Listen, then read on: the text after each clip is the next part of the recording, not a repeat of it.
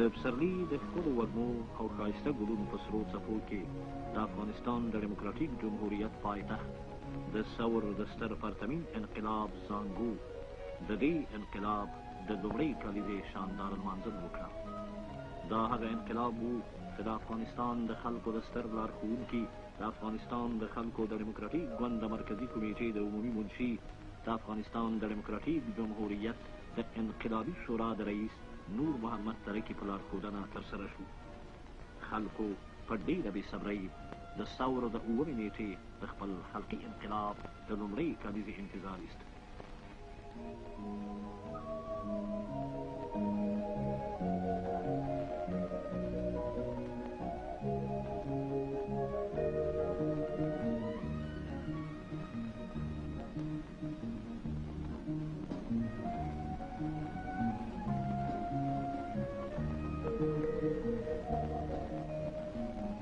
دا د افغانستان د خلکو ستر لارښوونکی، د افغانستان د خلکو د ډیموکراتیک ګوند د مرکزي کمیټې عمومي منشي، د انقلابي شورا رئیس نور محمد ترکی د ثور د انقلاب د لومړۍ کلیزې د جشن د رسمي ګذشت لوښ ته تشریف راوړ او خپله انقلابي وینا یې پیل کړه. بسم الله الرحمن الرحیم. ګرانو وطنوالو، پیاوړو او باشامته وسوالو پوځیانو، تاسو ټولو وطنوالو او ټولو پښتنو او بلوڅو وروڼو ته او تاسو زړورو او غیرتمنو د وسلوال پوځ ټولو افسرانو، وړو ضابطانو او سرتیرو ته او د منطقې او د آسیا، افریقا، اروپا او امریکا ټولو زیارستونکو وروڼو ته د ثور د ستر پرتمین انقلاب د ورځې لومړۍ کالیزې په مناسبت د زړه له کومې مبارکي وایم.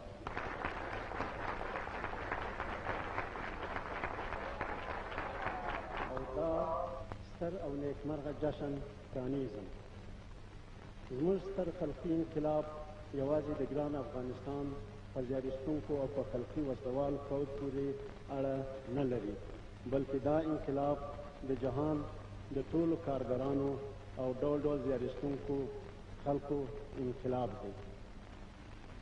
د ثور د ستر انقلاب برای چې د افغانستان د خلکو ډیموکراتیک ګوند په لارښوونه زموږ د خلقي اردو په مېړانه او همت ترسره سو، د ټول کارګري جهان ویاړ او بری دی. که په 1919 کال کې د اکتوبر ستر انقلاب ټول جهان ورېږداوه، نو زموږ د ویاړه ډک د ثور انقلاب چې د اکتوبر د انقلاب نه په الهام اخیستلو سره بریالی شوی دی هم د زیارستونکو خلکو ټوله نړۍ یې ورېږدوله.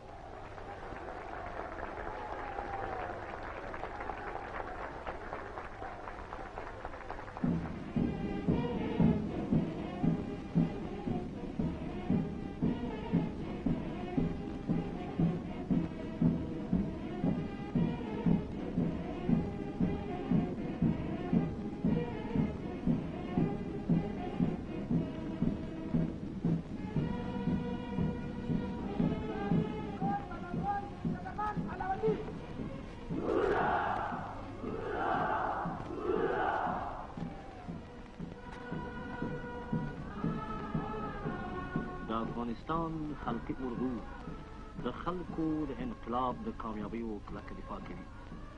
خلق د نوي افغانستان سمبول دی. د خلق کلمه د افغانستان په دولتي نښان او د هغه په رپانده سرلوړي او جګ سره بیرغ باندې لیکل شوې ده.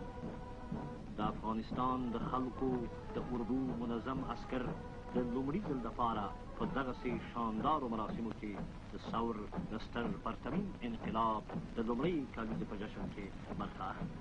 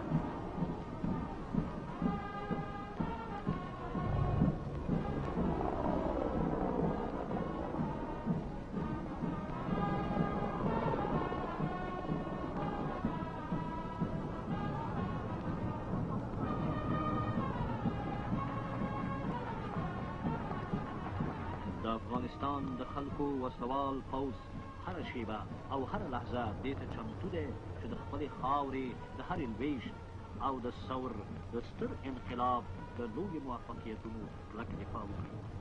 دا د جګړې پر ضد خلقي اردو د وطن د هر دښمن او د هر هغه چا چې د افغانستان د خلکو په خاوره باندې د تیري تور نیت ولري پر سر د لوی تندر په شان او د فنا کوونکي وزار په څېر لګېږي.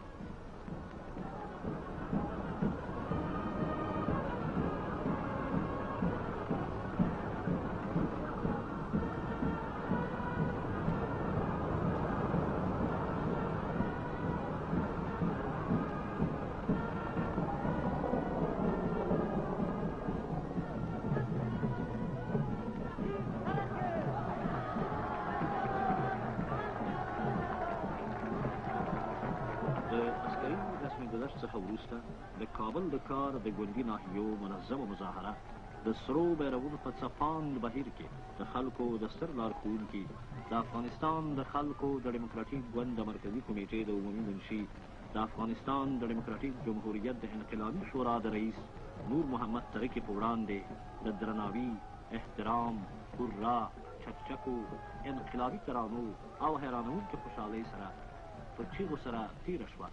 دا د خلکو او ګوند د نه ماتېدونکي پیوستون ستره نمونه ده.